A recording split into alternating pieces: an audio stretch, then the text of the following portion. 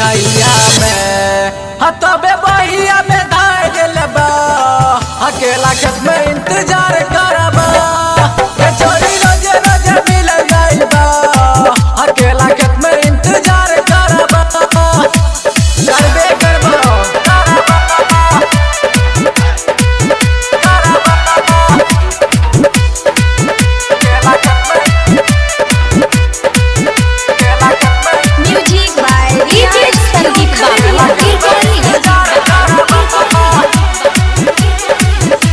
हसीन दिली दिल के पसीन तोरा करे छिए खूबे प्यार हमर पानी ले कहन जान मारे मुस्कान हमी बनाबोगे तोहर बता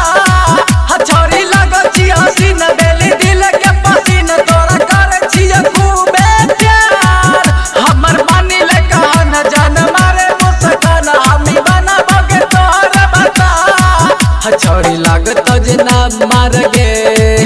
कर दिए हमरा खबर गे गोरे गलिया के छुई लेबा अकेला खेत में इंतजार करबा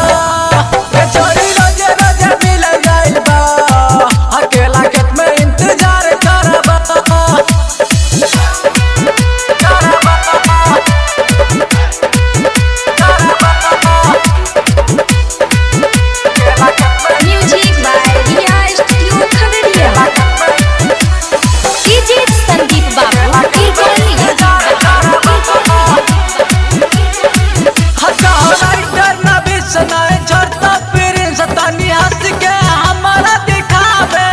पिंटू पर भी नहीं देता के कमी अपन दिलावा के बात बतावे राइटर न बिसनाए छोड़ता प्रिंस तनी हंस के हमारा दिखावे सुन ले पिंटू पर भी नहीं देता के कमी अपन दिलावा के बात बतावे छोड़ी लाग छी बेजोर गे तोहर नच को नजोर गे नहीं तोहरा से दूर रहबा अकेला खेत में इंतजार करबा छोरी रोजे रोजे मिल जाइबा अकेला खेत में इंतजार करबा